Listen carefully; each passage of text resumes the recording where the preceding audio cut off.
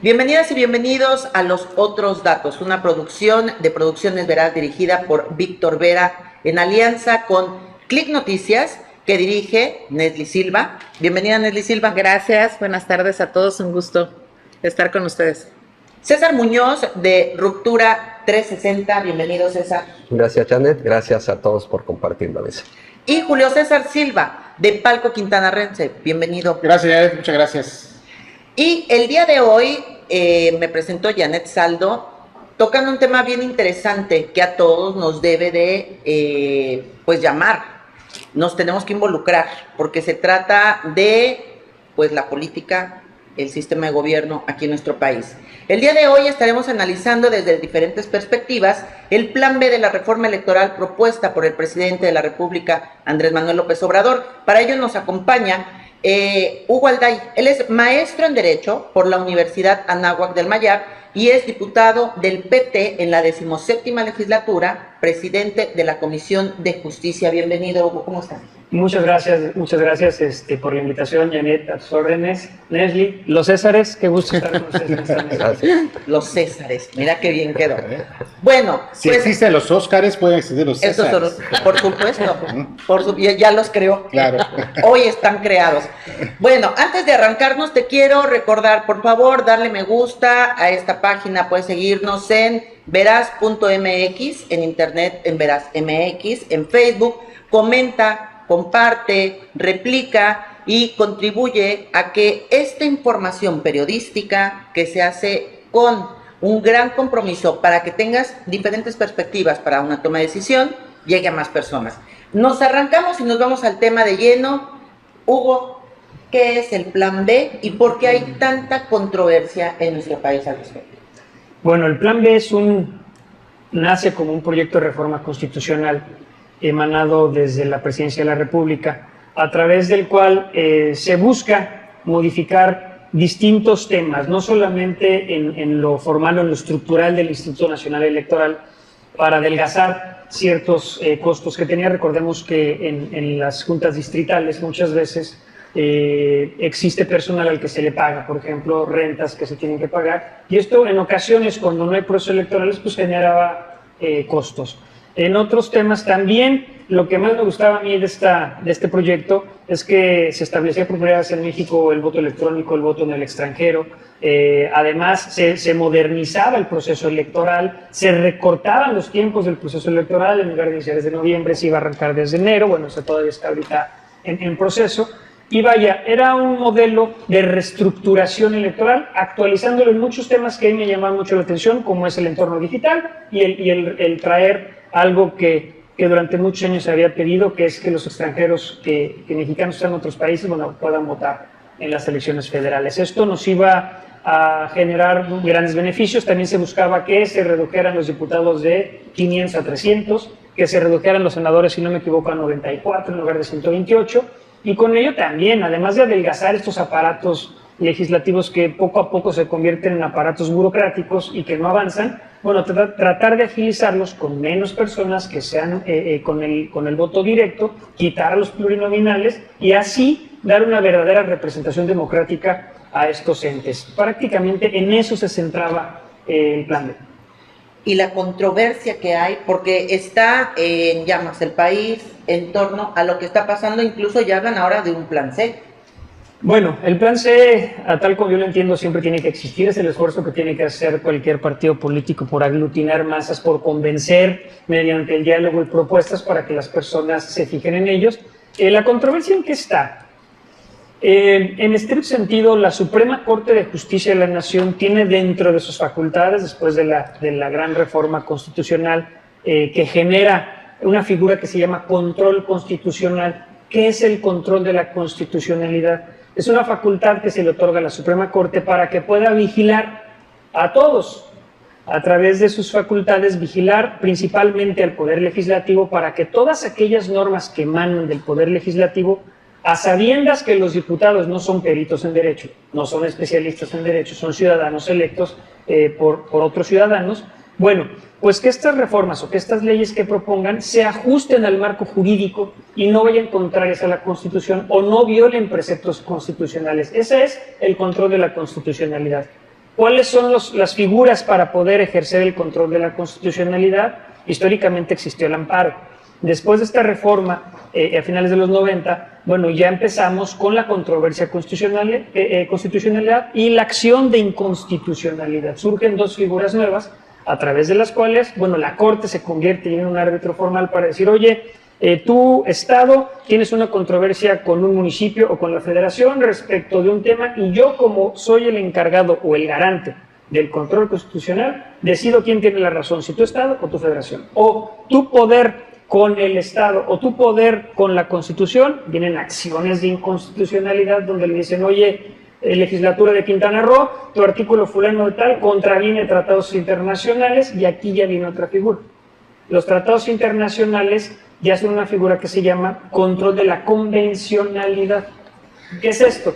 La Corte también se arroga dentro de sus facultades la posibilidad de vigilar que aquellas normas que emanan del legislativo, tanto federal como los locales, del Poder Legislativo, se ajusten también a los tratados internacionales que tiene México ratificados y que reconocen principalmente derechos humanos.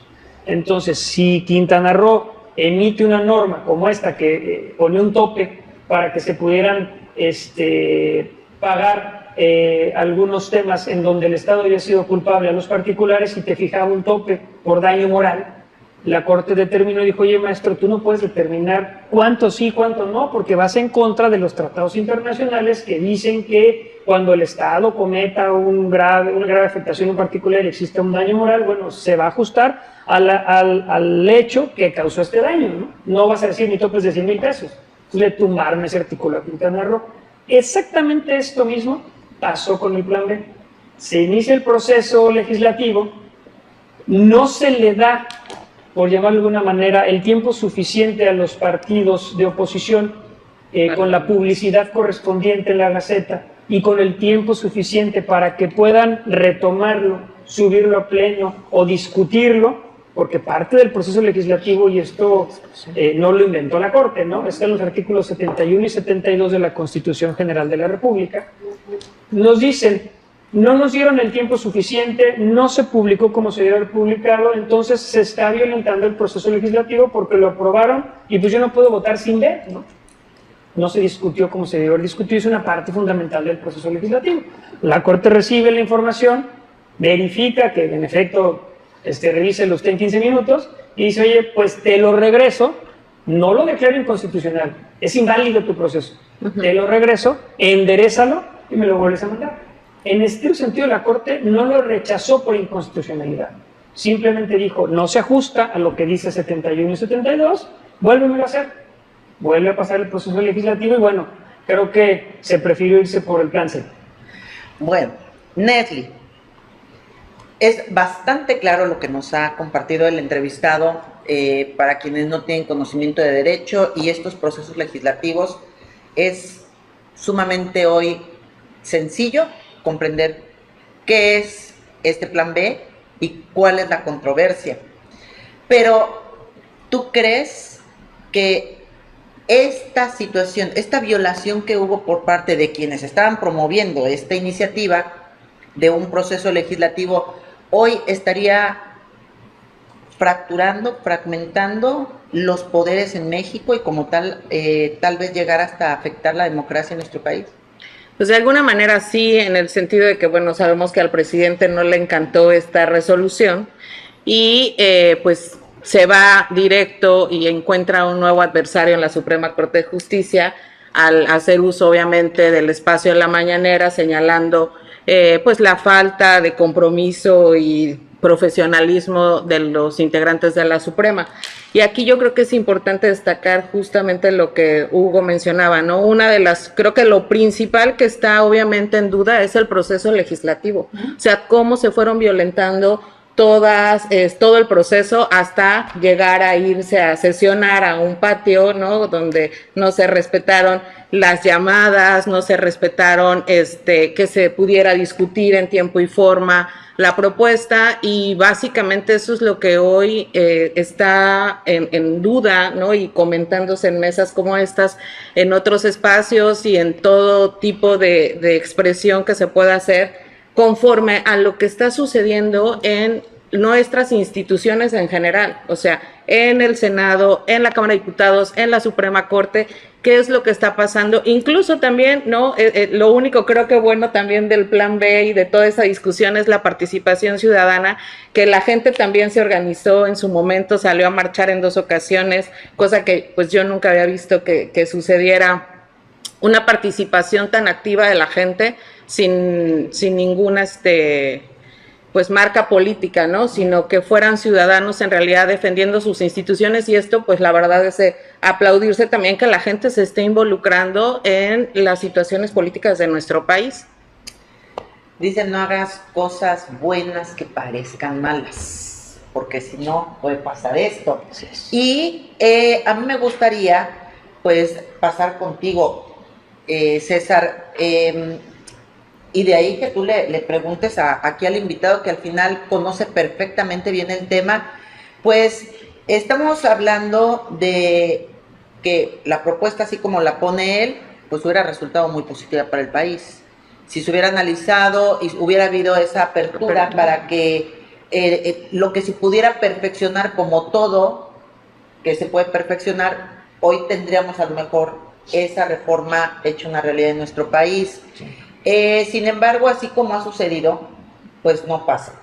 ¿Tú crees que los discursos y las formas de argumentar y defender las propuestas, en específico de Morena, están siendo efectivas, positivas para ellos y para el país? No, por supuesto fallaron, ¿no? La guerra mediática desde diciembre que se presentó la iniciativa, ¿no? El Plan A, el Congreso la echa para atrás. Inicia este periodo de enero, febrero y marzo, cuando nuevamente los poderes mediáticos, Denise Dresser y compañía, empiezan a articular una serie de narrativas que implantan en la población y que definitivamente sí afecta también esta cuestión.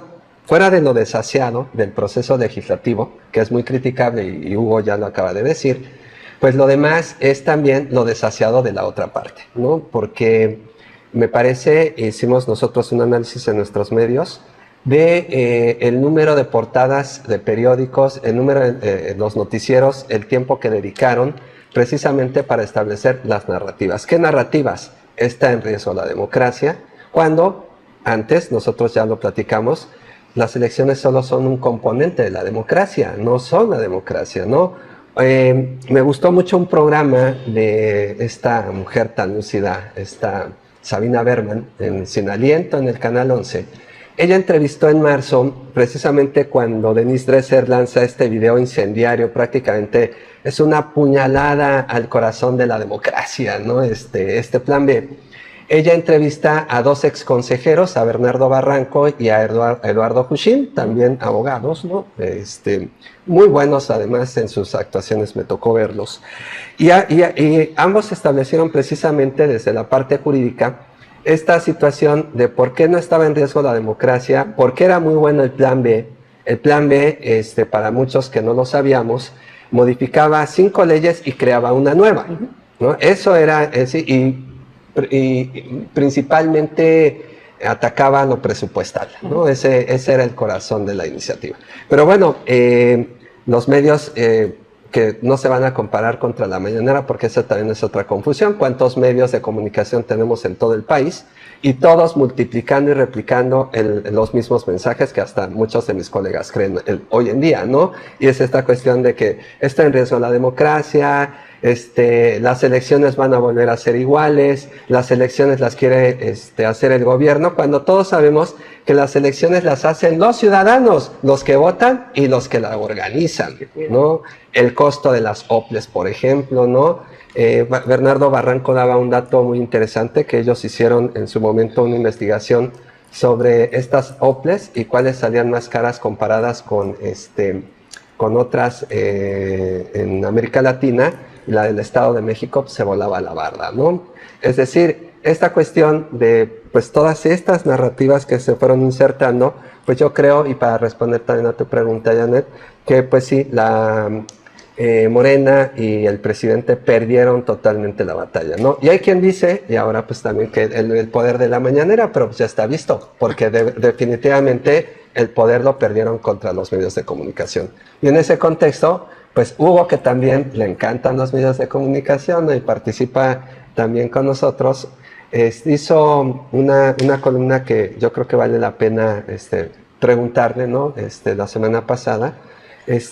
La tituló, y decidimos respetar siempre sus títulos, El derecho entre pairos y derivas, ¿no? Y más o menos citando, estamos presenciando una descarnada lucha entre la política de masas y el derecho, entre pairos y derivas en el vaivén del Estado de Derecho.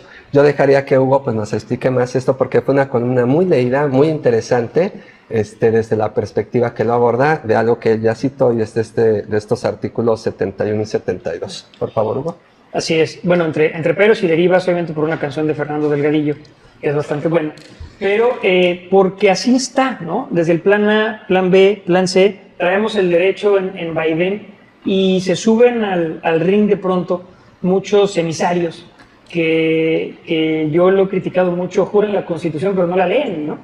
Entonces es importante leer la Constitución. Yo le decía, cualquier persona que te diga que es inconstitucional lo que hizo la Suprema Corte no ha leído la Constitución, y lo que tenemos que hacer es leerla. ¿Por qué? Porque esa es nuestra base. Si tenemos estados democráticos, los estados democráticos se rigen a través de una Constitución. Los estados democráticos siempre van a respetar su barda perimetral, que es el Estado de Derecho. Y los tres poderes lo tienen que hacer, ¿no? Entonces, aquí creo que en esta batalla de la que hablaba César hace un momento, que se empezó a dar, entre van a destruir, el INE no se toca y el INE sí se toca, lo que menos tenía que ver es si se tocaba o no se tocaba, ¿no? Había temas muy interesantes en la panza de esta reforma, pero por querer hacer, desde mi punto de vista, las cosas rápido, de querer dar el albazo, pues se nos fue, ¿no? Se les fue, y se les fue una gran oportunidad de tener una reforma que tal vez en lo particular en algún momento la Corte pudo haber tirado 2, 3 artículos, pero se quedaron los demás, ¿no? Ahorita tienen que volver a presentarla, que yo creo que sería lo ideal. Se ha optado por un plan C, pero de todas maneras tenemos que hacer valer estos temas que tanto tiempo hemos estado peleando, como la reducción de diputados y senadores, ¿no? Oye, Hugo, la falta de justamente la capacidad de diálogo. O sea, creo que una de las cosas que se ha perdido, y por lo que hoy estamos con el tema del plan B, ya en plan C y podemos llegar al F, es precisamente porque no hay la capacidad de diálogo entre nuestros legisladores, incluso entre el propio presidente y la Cámara de Diputados, la Cámara de Senadores. La comunicación está totalmente fracturada entre los propios poderes, y eso es justamente lo que podría llevarnos a no evolucionar en nuestra legislación como se requiere, y como ustedes han planteado aquí, todos estos beneficios de la reforma electoral que pudiera traernos a todos los mexicanos, y que la falta de diálogo entre nuestros representantes lo pueda estacionar, ¿no? Yo creo que es un tema que ya vivimos todos, es un tema que vivimos hace muchos años cuando el PRI tenía las mayorías calificadas absolutas en las cámaras, que tampoco pelaba a los demás, ¿no? Lo que a mí me parece grave es que se vuelva o se vaya a caer en lo mismo. Cuando este movimiento, que se conforma por varias personas, por varios partidos, por varias ideologías, lo que busca es alejarse de lo que ya pasó, no repetir los escenarios del pasado. Yo creo que urge generar más diálogo, urge generar consenso, y sobre todo urge bajar ideas claras hacia las masas. Sí, pero justamente lo que se ve, Hugo, es una regresión a esa etapa precedillista, ¿no? Esa etapa en la que el PRI justamente tenía el control absoluto de las mayorías y de los estados y del gobierno en general, y que esta falta de diálogo, esta incapacidad de dialogar que plantea Nestle, es está regresando, es decir, está utilizando justamente la mayoría legítima, vamos a decir que es legítima porque lo es, para tener una regresión. O sea, lo que se planteó, lo que la Cuarta Transformación o el movimiento del presidente planteó, es justamente la transformación y hacer las cosas diferentes. Pero pareciera ser que es regresar a la etapa precedillista, ¿no? A la etapa hegemónica del PRI. Hace unos días escuchaba al presidente en una de las mañaneras su experiencia enriquecedora, porque así lo planteó, de que una vez estuvo en el Parlamento de Inglaterra atestiguando una comparecencia, esas comparecencias semanales del primer ministro en el Parlamento, y él valoraba mucho este intenso intercambio, diálogo, debate que hay entre el primer ministro y el líder de la oposición. Pero yo creo que peca de justamente eso, es decir, valora lo que ocurre en otros lados, pero en la casa no lo aplica. Y creo que yo no soy de los que dicen que perdió ahora con el tema de estas reformas que no pasaron, porque justamente tiene otra oportunidad para ello, pero no hay la voluntad para eso, porque justamente lo que pretendía era que se aplicaran esas reformas en la siguiente elección, y indudablemente los tiempos no cuadran y no va a ocurrir, entonces lo va a dejar ahí. Pero es que justamente es la falta, nadie cuestiona que no sean necesarios estos cambios. Desde luego que es necesario eliminar los excesos. No puede ser que tengamos un Congreso, una Cámara de Diputados más grande en número de legisladores que la Cámara de Representantes de Estados Unidos. O sea, que un diputado mexicano representa a 230,000, a una población de 230,000, y un representante de Estados Unidos 750,000. Ahí hay una, yo creo que eso puede ser un referente. Y creo que para empezar, allí tiene que haber un cambio drástico que debe impulsarse, y también el tema de los gastos excesivos en los organismos electorales, en las famosas OPLES, tener un cambio drástico también en su actuar. O sea, hoy en día en los procesos electorales, cuando hay inconformidades de los candidatos, generalmente no es raro que los consejeros electorales se decanten a una resolución que favorezca a alguien a cambio de una lana. O sea, ocurre. Vamos a ir a un corte, Julio. Espérame, te termino. Pero justamente esos cambios que se requieren, esas reformas de gran calado que se requieren, no se dan contradictoriamente porque hay una incapacidad para dialogar, hay una cerrazón para el diálogo. Yo creo que ahí está la clave. Yo creo que todas las fuerzas están conscientes de estos excesos, pero tampoco no hay una disposición al diálogo. Yo creo que ahí está la clave. Otra vez te robó tu tiempo, ¿te fijaste? Sí, así es. Así no se puede. Es la lideresa, por eso lo he hecho así. Bueno, hablando de democracias, hablando de Plan B, vamos a un reportaje, vamos a regresar y seguir desmenuzando este tema para que lleguemos a mucho más comprensión y seamos el ejemplo de que el diálogo puede llegar a buenos acuerdos. Vamos a un corte, nos vemos.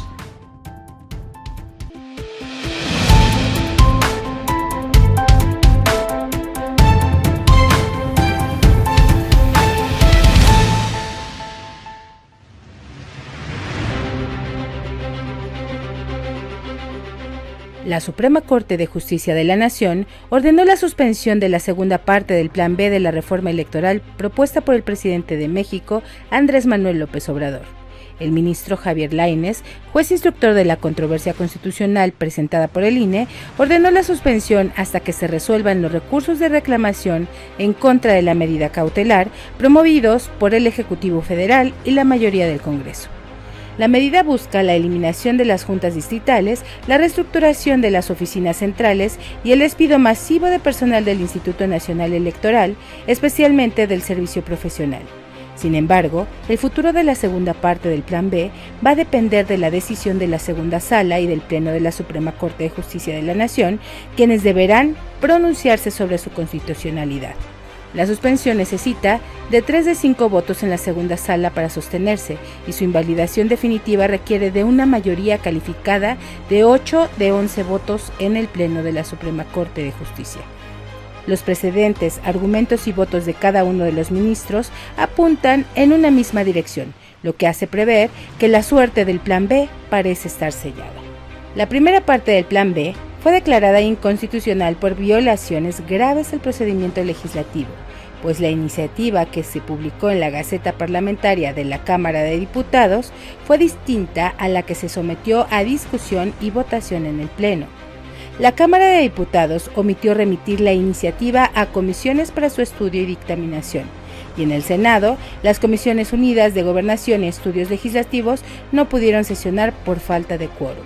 El procedimiento legislativo al que fue sometida la segunda parte del Plan B tuvo los mismos vicios y se suprimió una disposición sin poder alterar los artículos ya aprobados por la Cámara Revisora. Al iniciar la nueva presidencia de la Suprema Corte de Justicia de la Nación, ministros aseguran que trabajan en un clima de intimidación y ataques. Desde la actual presidencia, en la Suprema Corte, van por lo menos 2 asuntos relevantes que ya frenaron. En primer lugar, la Comisión Nacional de Derechos Humanos impugnó un decreto de 2016 que extendió la jurisdicción castrense sobre la población civil. Y en segundo lugar, la Corte resolvió en contra del interés del presidente López Obrador una acción de inconstitucionalidad que evitó el traslado del control de la Guardia Nacional a la Secretaría de la Defensa Nacional. Ante esta situación, López Obrador buscará las mayorías calificadas en el Congreso para reformar la Constitución y modificar la organización y funcionamiento del Poder Judicial de la Federación, incluyendo la Suprema Corte de Justicia de la Nación.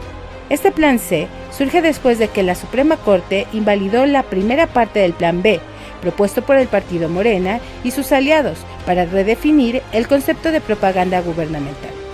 El presidente manifestó recientemente su descontento con la Corte, a la que ha calificado como un poder podrido y defensor del conservadurismo. Sin embargo, se especula que el Plan C colocará a AMLO como protagonista de los comicios del 2024, fijando la agenda, los términos del debate. Con información de Click Noticias.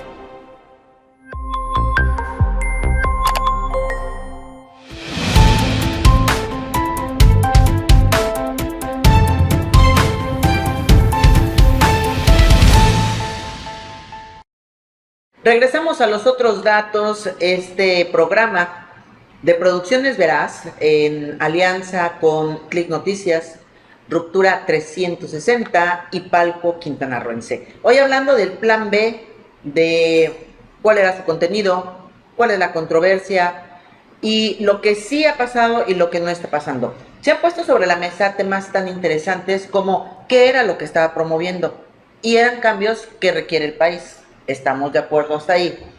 Hemos coincidido en que la Suprema Corte pues hizo su chamba, revisar y decir el proceso legislativo no se respetó. Y ya nos explicó ampliamente nuestro invitado de hoy, Hugo Alday. Y el tema de los medios, la controversia que hay y cómo empieza a generar una aparente fractura entre los poderes. Y hemos llegado a un punto en el corte que a mí me gustaría que lo abordáramos, y es el tema de la comunicación. Hoy, ¿quién prefiere empezar? ¿Qué pasa con el tema de la comunicación? Los argumentos para defender no solo el Plan B, llámese Tren Maya, llámese INAI, llámese INSABI, los argumentos no están siendo los adecuados, el Estado no está sabiendo comunicar, y hablando específicamente de la presidencia, ¿está provocando la misma presidencia desde su lugar confrontación o simple y sencillamente de veras si hay una guerra muy sucia y una intención maligna de acabar con lo que desde ahí se quiere promover? Un boicot. Un boicot. Un complot. Un complot. Nuestro invitado, te vi que le hiciste tu expresión así de ¿qué digo? Por favor. Pues yo creo que mucho de todo. Por un lado, parte del juego político que siempre ha tenido quien hoy preside este país ha sido el de tener este tipo de conflictos, ¿no? Siempre encontrar un enemigo. ¿Por qué? Porque jala adeptos. Y esto es cierto, esto ha sido históricamente. Sí. Por otro lado, obviamente también los grupos conservadores y de prismos y panismos antagónicos, los que no se han pasado todavía para este lado, pues están haciendo su lucha y están golpeando constantemente, ¿no? Medios de comunicación a los que les cortaron en algún momento las prebendas que tenían con el sistema anterior, pues también están haciendo su lucha. Pero también la imposibilidad o la falta de capacidad para poder explicar de manera correcta lo que sucede por el oficialismo es evidente, ¿no? Aquí yo creo que nos falta mucho para poder explicar cuáles son las bondades, cuáles son los beneficios, qué es lo que va, por ejemplo, a generar para Quintana Roo el Tren Maya, para aquellas comunidades que ni siquiera luz tenían, ¿no? ¿Cómo va a generarse este posible desarrollo? ¿Cómo va a crecer el campo? ¿Cómo va a venir la inversión no solamente para el turismo, sino para todas estas nuevas formas de desarrollo que se van a generar en la península de Yucatán a partir del Tren Maya? Pues no se ha sabido explotar, ¿no? ¿Cómo se va a generar el turismo a través del tema que hicieron en Tulum, de la reserva del Jaguar, que va a ser impresionante con los senderos, con los palcos de avistamiento, etcétera? Pues tampoco se ha sabido manifestar. ¿Por qué tenían que votar que sí al plan B? Nadie sabía, nada más que era el plan B. Y si tú le preguntas a alguien, a ver, ¿qué es lo importante o qué es lo que más te gusta del plan B? No sabían. Entonces, hay situaciones en las que es importante no solamente quedarse con lo que me mandaron tal vez en el chat o me dijeron que iba a decir, sino investigar. Claro. Y ese ya es trabajo de cada sujeto que hoy por hoy representa la Cuarta Transformación, como en este caso yo con el Partido del Trabajo, que representamos a la Cuarta Transformación y que tenemos que hacer la tarea para escribir y decir, no, sí es interesante por esto, o sabes que no, aquí sí no te doy la razón, porque la Corte cumplió con su deber, ¿no? Pero no podemos ser ciegos tampoco a una realidad jurídica cuando tenemos temas en los que por un lado hay conflicto litigioso entre medios y oficiales y no oficiales, y por el otro lado tenemos una total falta de capacidad comunicativa, y por otro lado tenemos enfrentar a la sociedad del litigio, ¿no? Creo que son muchas aristas, entonces sí es mucho de todo. Sí, pero esto que plantea César de todo este entramado que está en contra de las propuestas del presidente o de la 4T, pues son contextos que han vivido siempre los poderes, los presidentes, o sea, sin importar el bando, su ideología, siempre ha habido posiciones contrarias, ¿no? Y siempre o sea, este gobierno fue opositor y también tuvo sus propias herramientas para combatir al gobierno. Y son las mismas herramientas que están utilizando ahora. Entonces es el juego del poder y la disputa del poder, y que así ha sido, así es y así será siempre. Aquí el asunto, lo que se tiene que poner en práctica es justamente esa capacidad de dialogar, porque el hecho de que seas una mayoría no te da derecho a pasar por encima del que piense diferente. O sea, si piensa diferente, debes tener la capacidad para acercarte y decir, oye, ¿por qué no estás de acuerdo? Y tratar de convencerlo, ¿no? Entonces, me parece que ahí está el meollo del asunto. O sea, sí, hay grupos que se oponen y se seguirán oponiendo, pero el que está el que tiene el interés o tiene el proyecto de nación que asume que es el que debemos de seguir, pues debe tener la capacidad de convencernos a los que pudiéramos no estar de acuerdo. Estaría de acuerdo contigo. Que no es convencimiento. Creo que hoy México no necesita que te convenzan, necesita que expliquen con claridad qué es lo que se está haciendo, porque al final, pues es nuestro derecho. Pero sí necesitan que lo convenzan. Mira, nada más. Sí. Estaría de acuerdo con Hugo, pero digo con Julio. Con Julio olvidas una cosa. Una cosa era tener a los medios del PRI con el amplio presupuesto y millonario difundiendo con esos millones de pesos toda la ideología y lo que le convenía a un partido. Y otra cosa es que ahora también lo hay con pocos medios, porque también la 4T tiene sus medios, ¿no? ¿Y qué tipo de medios? Ese es el problema. Pero permíteme. Pero permítame. Independientemente de que elijan o no, el factor presupuestal es importante. Tú y yo hemos sido directores de periódico y sabemos muy bien cómo se mueven los intereses y a quiénes hemos servido, ¿no? Eso hay que decirlo públicamente también. Si nosotros que servimos y decidimos jugar con ciertos intereses, porque no me mentirás, ¿no?, que los medios no servimos a la ciudadanía, servimos al interés de los empresarios. ¿Es duro decirlo? Claro que sí. Todos los que estamos trabajando en medios No es tan servimos así, a estos intereses. Entonces, una vez dicho esta parte, de manera honesta, ¿no? Porque así es, pues lo que tenemos que ver nosotros con esto que estás diciendo, pues no es tan justo, pues porque antes eran muchísimos millones de dólares, ahora son millones de dólares también, y coincidiría contigo, no han sabido escoger los medios. Pero definitivamente, y para también comentar algo con Ashley, cuando le pregunté, y no me lo contestó, ¿cuántos medios tiene este país? Contra la mañanera. Evidentemente es una lucha desigual, por donde lo queramos ver. Y nada más para muestra un botón. Todos los días vean ustedes las portadas del Universal, en la Reforma, los medios más importantes escritos, ¿no? Y ya saben para dónde están. Y estos medios actualmente no están recibiendo un solo peso de presupuesto gubernamental. Vean Televisa, vean TV Azteca y vean todos los grupos que también, y ya para terminar en esta intervención, es que no nos hagamos tampoco que padezcamos algo de la memoria, ¿no? El punto aquí es que los medios en toda América Latina, en todo el mundo, ¿sí? Son conglomerados que pertenecen a empresarios. Y esos empresarios tienen tentáculos no solo en los medios, tienen tentáculos en los medicamentos, tienen tentáculos en todo lo que la 4T también ya afectó. Entonces yo lo que sí digo es, lo hubieran podido hacer de forma más inteligente, pero abrieron la caja de Pandora y se están metiendo con unos intereses muy fuertes, y si a eso añades el fenómeno de la inseguridad también con estos poderes fácticos, y ¿no? de la corrupción que están propia atacando también, y de la o sea, corrupción que también armas para ello. Sí, y la Entonces corrupción. no es una cuestión, no están en el papel de víctima tampoco. O sea, este movimiento del presidente tampoco se puede asumir como víctima. Pero no es por ahí, la palabra no es víctima, son los hechos.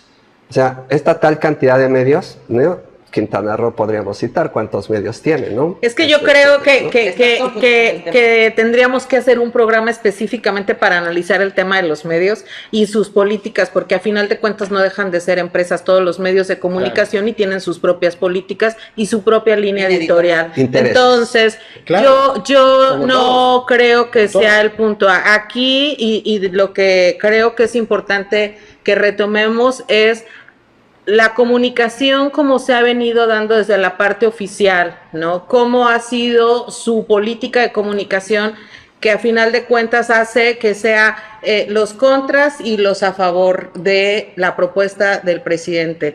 Cómo ha venido obviamente influyendo esta comunicación en los ciudadanos y en la forma en cómo estamos viendo las políticas que se plantean para avanzar o no en una democracia de nuestro país. Entonces, el punto que yo quisiera, Hugo, que nos pudieras dar tu punto de vista conforme obviamente a la cuestión legal, es si esta exposición que tiene todos los días el presidente en la mañanera, incluso de estos medios en los que César señala y les dice que son unos traidores y demás, porque obviamente hoy el presidente no tiene una figura que en su momento la tuvo Peña Nieto, la tuvo Felipe Calderón, que era el propio Andrés Manuel en la oposición, ¿no? Señalando todas las corrupciones que hacían estos presidentes en su momento.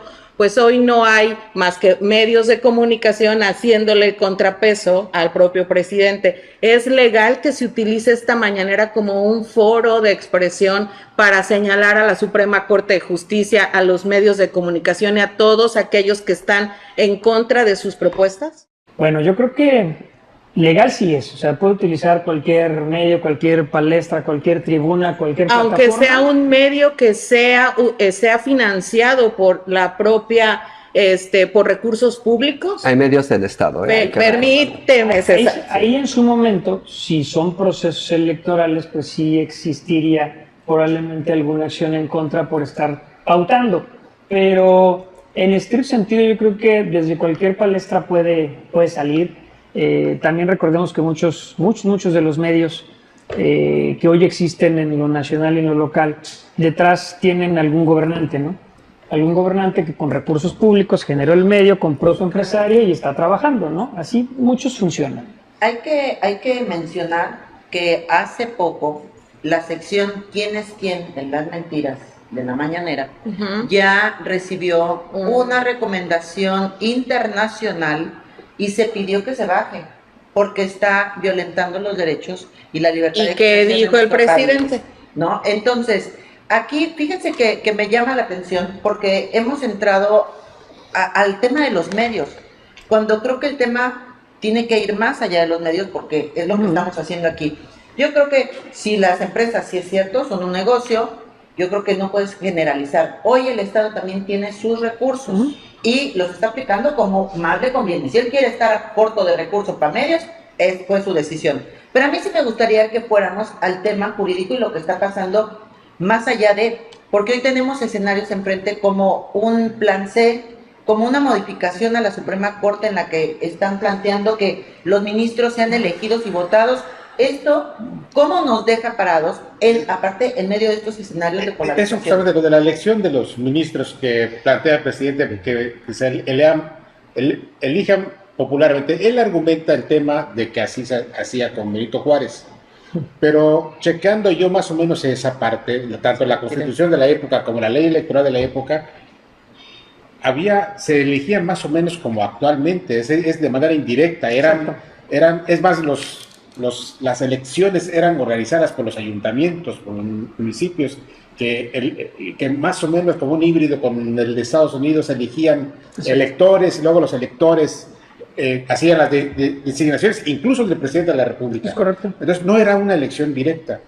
No, incluso con ese sistema se hizo la primera elección de México, que fue en 1828. Sí. Que además es el primer fraude electoral, gana Gómez Pedraza y se la dan a Vicente Guerrero. Pero así fue la primera elección, así empezamos mal, ¿no? Ahí está la raíz de todo. Es el pecado original. El pecado original. El pecado de Yuki.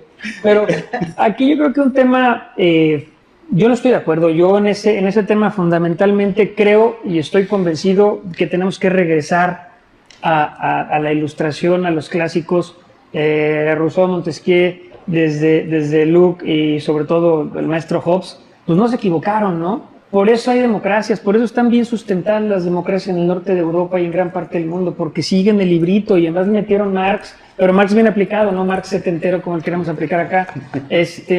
Entonces, en ese sentido, elegir popularmente a ministros de la Corte, por más requisitos que le pongas, que tiene que tener experiencia de tantos años en Derecho Procesal Constitucional, que tenga doctorado en Derecho, que sea honesto, forma honesta de vivir, que además no hay muchas maneras de gritarlo, vaya, por más candados que le pongas, cierras el círculo. Si hoy vemos el México que tenemos, que creo que hacia allá tenemos que transitar a cambiarlo, tenemos un promedio de educación de 9.7 años, es decir, a duras penas, en promedio tenemos secundaria terminada si no reprobamos un año, ¿no? Tenemos secundaria terminada en el país. Menos del 18% de los mexicanos tienen una maestría y menos del 1% está en un doctorado. En ese sentido, todos los ministros de la Corte son doctores en Derecho, ya pasaron 2 o 3 maestrías, especialidades en Derecho, llevan 20 años resolviendo asuntos en juzgados de distritos y en colegios de circuitos. ¿Dónde vas a encontrar mexicanos que tengan esa capacidad y esa experiencia, ese conocimiento de los criterios y de la historia del derecho constitucional y de tratados internacionales para votar por ellos, más que entre ellos mismos? O sea, es que no hay más. Oye, que bajo esos mismos, ahora sí que ese tipo de requisitos deberíamos de poner en la reforma, pero para los diputados, ¿no? Porque también tenemos una calidad de diputados federales, principalmente, que de verdad es de vergüenza.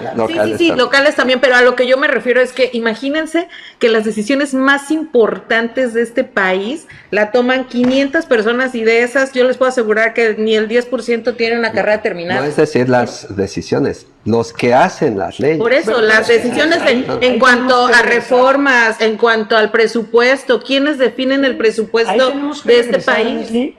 Otra vez a la ilustración. ¿Por qué se genera la división de poderes? ¿Por qué hay un legislativo, un judicial y un ejecutivo? ¿Por qué tienen funciones formales y materiales? Por ejemplo, el legislativo formalmente tiene que hacer las leyes, materialmente se convierte en juez en un juicio político. El Poder Judicial formalmente se va a dedicar a resolver asuntos jurisdiccionales y materialmente también se convierte en legislador. ¿Por qué? Porque la enmienda a la plana emite jurisprudencia y esto se convierte obviamente en fuente de ley, ¿no? Entonces, por eso existe esta división. El poder legislativo, en estricto sentido, es la representación directa del pueblo. Entonces ahí, poner requisitos es un tema muy complicado. Depende de los partidos políticos aventar a sus mejores cuadros para poder transitar. Sí, Eso pero sí, sabemos que eso no existe, ¿no? Y eso sabemos que dependería de tiene ellos. que ver una cuestión también ahora, o sea, que yo, ¿qué es lo que he estado viendo y analizando y que de verdad es un tema de reflexión y de preocupación?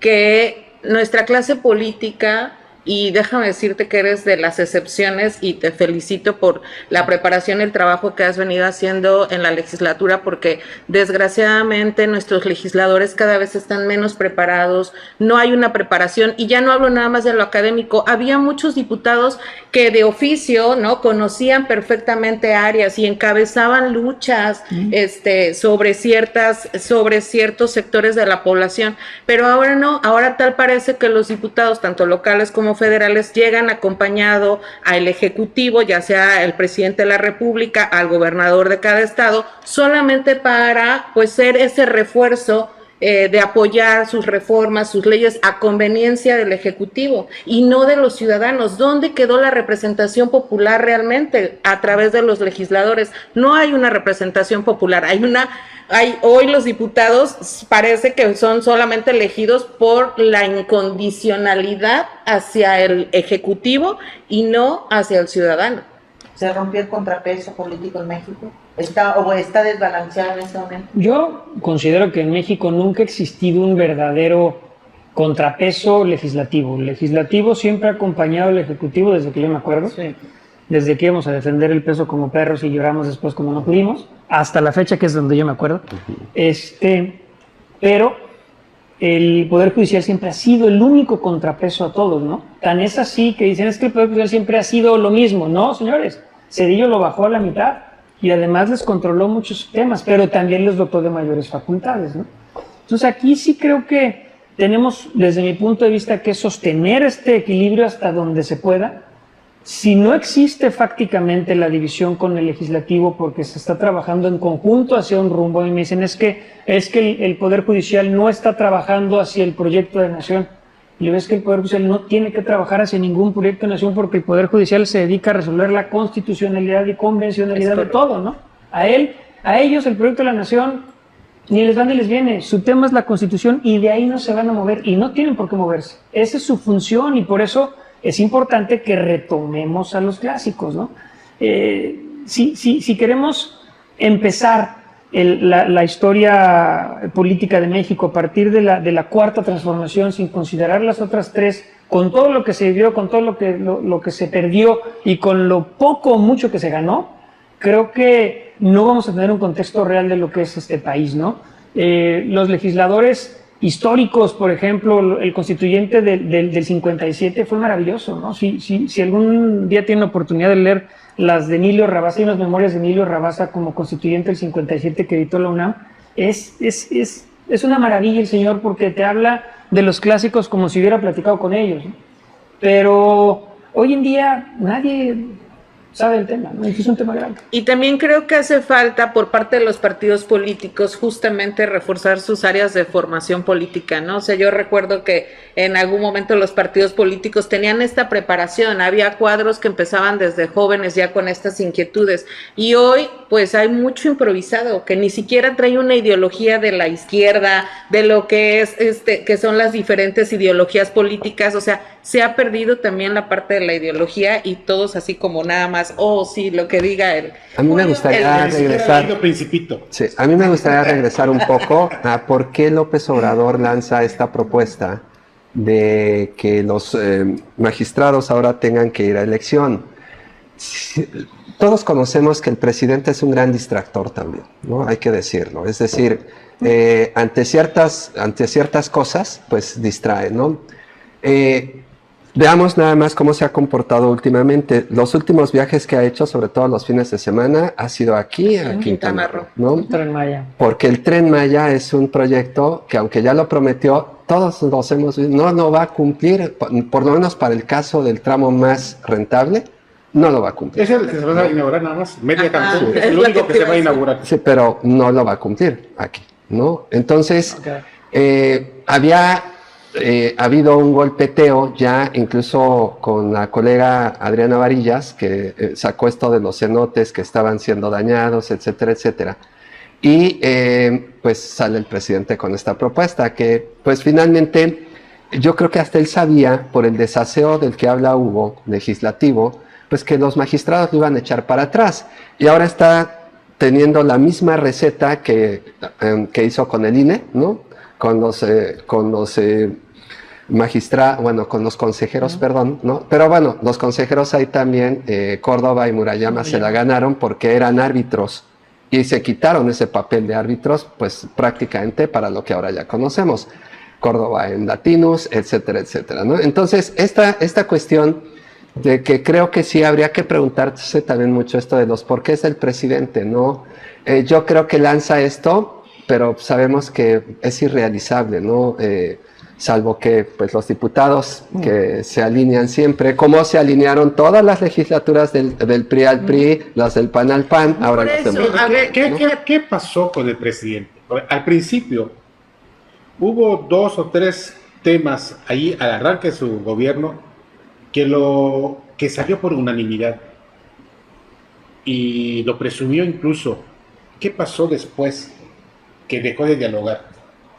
Yo creo que, digo, no es tanto de mi devoción, pero creo que el haberse enfrentado con Ricardo Monreal le costó mucho a la Cuarta Transformación el acomodo en el Congreso. ¿Por qué? Porque Ricardo Monreal, sea santo o no santo de muchos, lo único que yo sí le puedo reconocer al señor es que es una persona que sabe mucho de derecho constitucional y sabe mucho de política y se conoce todos los recovecos de los congresos, ¿no?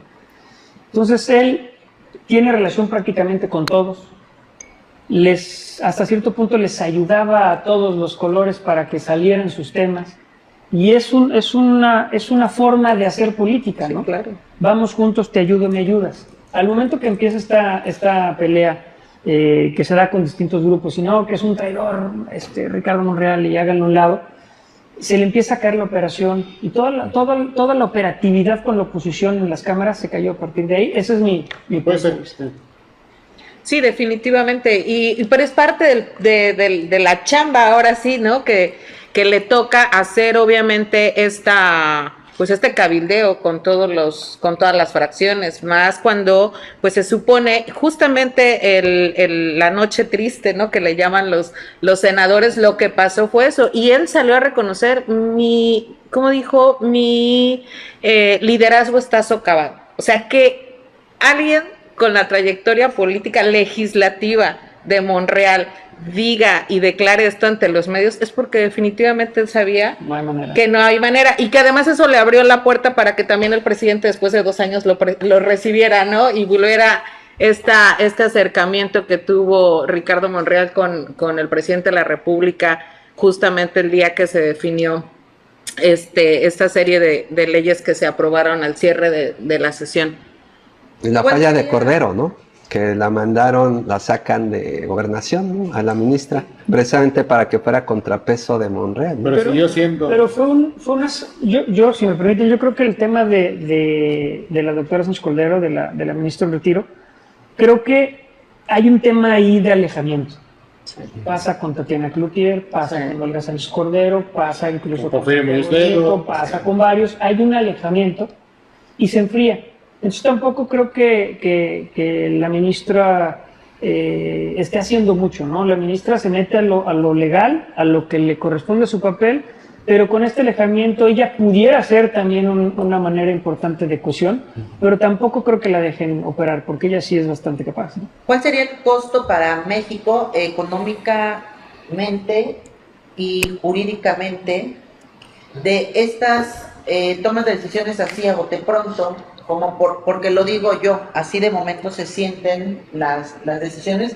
Cuando vemos, por ejemplo, se creó el INSABI, ahora ya lo quitaron, ahora que si era la Guardia, que si ahora ya va a ser entonces, y eso cuesta. ¿Qué va a ser el costo? Digo, lo que se están ahorrando de momento es algo, ¿y en dónde quedó el ahorro? Pues de momento yo creo que costo político no tiene. Vemos las encuestas que está muy arriba. Costo político no ha tenido. Entiendo que se debe también a una gran falta o un gran desconocimiento de la materia, por eso no ha tenido costo político. Costo económico, por lo menos en el plan B, hoy pues sí nos va a costar en caso de que no se presente nuevamente solventando los errores que sostiene la Corte. ¿Por qué? Porque se va a tener que pagar todo lo que ya pensábamos que no se iba a pagar. Bueno, ahora sí, ¿no? Va a continuar igual. ¿Y por qué no lo presenta el Ejecutivo otra vez para hacer ver a la Suprema como la villana, etcétera? Porque no está, bueno, y también esta narrativa, ¿no? Sepultan el plan B, acaban con el plan B, cuando no en la realidad no es verdad. No es verdad, no está sepultado, simplemente le dijeron, enderezame esto y vuélvelo a presentar. Es inválido así, cámbiamelo así. Oye, Hugo, había voces de algunos juristas donde decían que se tirarían todo lo que se aprobó en esa noche en el Senado. Y ahí había también algunas propuestas pues que venían, la verdad, muy luchando buenas. La sociedad civil como por el tema de los padres que no dan pensión, ¿no? Que se metieran al registro de deudores y demás. O sea, no es que se debe de caer, o sea, según explicaban, es todo el proceso. ¿Por qué? Porque el paquete de las 20 iniciativas que se presentaron se anulan. ¿Por qué? Porque el proceso legislativo estuvo mal. No es nada más el plan B, es todo lo que implica ese paquete que se votó ese día. Esas las 22, si no me equivoco, Sí, 22. Sí, caray, ahí volvemos a lo mismo, es un tema de forma, no de fondo. De fondo hay muchas iniciativas, muchas reformas válidas y que, caray, nosotros ya hasta aquí en Quintana Roo... Es lo que te iba a decir, ustedes acaban de aprobar. Que es importantísimo el 3 de 3, ¿no? Pero volvemos a lo mismo. Si no se observa la forma que establece el 71 y 72, es el mismo caminito, ¿no? Aquí hay varios temas, uno de ellos y el más fuerte por el que se pueda caer es el quórum. El quórum, sí. No hubo quórum en algunas votaciones o se caen esas votaciones únicamente o se puede caer todo, depende de lo que impugnen, pero pues sí hay temas ahí que puedan afectar la invalidez. Bueno, estamos llegando al final de esta emisión de Los Otros Datos. Ha sido un extraordinario programa. Me quedo con mucho. Me gustaría que empezáramos con las conclusiones, Nesli Silva. Pues yo lo único que puedo, con lo que me quedo y platicando con ustedes es que sí, definitivamente tenemos que practicar el diálogo, aprender a escuchar, aprender a aceptar también que hay cosas que no todo lo que yo digo o pienso es la ley, sino que podemos abrirnos a poder escuchar. Yo lo único que le digo a la audiencia, no se queden con una sola versión, hay que escuchar a los medios que están a favor y que más que medios yo creo que también hacen propaganda política, ¿no? Como los que critican y que son financiados por estos grupos empresariales que señala el compañero César, y que hagan un propio juicio. Yo creo que tenemos hoy la capacidad los mexicanos de razonar, porque viene un año súper importante. El 2024 es fundamental para que el ciudadano esté bien informado, que no se deje influenciar por cualquier tipo de medio a favor o en contra de la 4T, sino que puedan tomar una decisión consciente de lo que más le conviene a él y a su familia. César. Pues lo más preocupante es, como señala Nesli, viene un proceso electoral importante. Pues parece que nada va a descarrilar a la 4T, ¿no? Al contrario, el partido, más que el presidente, incluso empieza a ganar más aceptación. Y sí, coincido en que pues ahí tenemos un gran problema, porque si también tomamos en cuenta quiénes van a ser los nuevos cuadros de la 4T, digo, Hugo podría ser uno de ellos, está en el PT, pero ya ven como ese eslogan o jingle, ¿no? El PT está con la 4T, ¿no? Algo así. Es la 4T. Sí, es la 4T. Entonces, pero seguiremos viendo que va a haber, igual que Morena está repitiendo lo mismo que los otros partidos, un reciclaje de sus políticos hasta viejos, ¿no? Monreal yo creo que ya está, aunque sea bueno, pero ya está viviendo tiempo extra. Entonces, coincido contigo, Nesli, deben estar bien informados, aunque desafortunadamente el ambiente mediático no es el más adecuado. Creo yo, con honestidad que estamos viviendo el peor de los ambientes mediáticos, como no se había visto, porque los medios están sirviendo ya a fines políticos y no al interés público, eso es evidente. Y entonces, pues bueno, la gente pues tendrá que informarse por medios alternativos, ¿no? Que hoy en día empiezan a dar la batalla, medios pequeños que están ahí, que no tienen intereses y que pues son los que están sacando la chamba del periodismo. Julio. Bueno, creo que no hay que tenerle miedo al tema de que haya medios que tomen partido. No vemos en otros países ocurre, más avanzados que nosotros en el tema político y democrático, en el ejercicio de la democracia. Pero yo creo que este gobierno está haciendo muchas cosas que son buenas, bien, o sea, que son para bien. Eso quiero decir, que son para bien, como el Tren Maya, el aeropuerto de Tulum, el aeropuerto de Tulum durante mucho tiempo se paró por falta de presupuesto y quizá por algún interés para proteger allá a Azur, pero se paró mucho tiempo y ahora está en un proyecto en marcha. Sin embargo, son los modos, ¿no? Son los modos, no pueden hacerse las cosas de manera autoritaria, sin dialogar. Yo creo que ahí está el detalle, insisto. Y esto que ocurrió de la Corte echar para atrás o de corregir la plana al Poder Legislativo, ojalá que quede como lección para esta clase política. Y tomando en cuenta que el pronóstico es que tendremos Morena para rato, ¿no? Pero que sea para bien, que este sea un parteaguas y que hayan aprendido la lección para que en adelante hagan mejor las cosas. Hugo, ¿alguna conclusión, algo que nos lleve a terminar de cerrar este buen programa que el día de hoy dieron todos ustedes? Pues yo únicamente en atención también a lo que han comentado hace un momento en las conclusiones, creo que es importante que no se caiga en aquella obra, ¿no? Desgranando la mazorca, porque poco a poco se desgrana. Y considerando también lo que viene a futuro, es importante también buscar los cuadros, como decía César, ¿no? Buscar los cuadros, porque de aquí a lo que viene ya no se alcanza ni un diplomado en línea, ¿no? Entonces, sí necesitamos tener cuadros que realmente ayuden a crecer, a construir, ¿no? También es importante sostener la división de poderes, sostener el Estado de Derecho, porque sin Estado de Derecho y sin división de poderes no hay democracia, ¿no? Ahí es cuando se empiezan a acabar las democracias.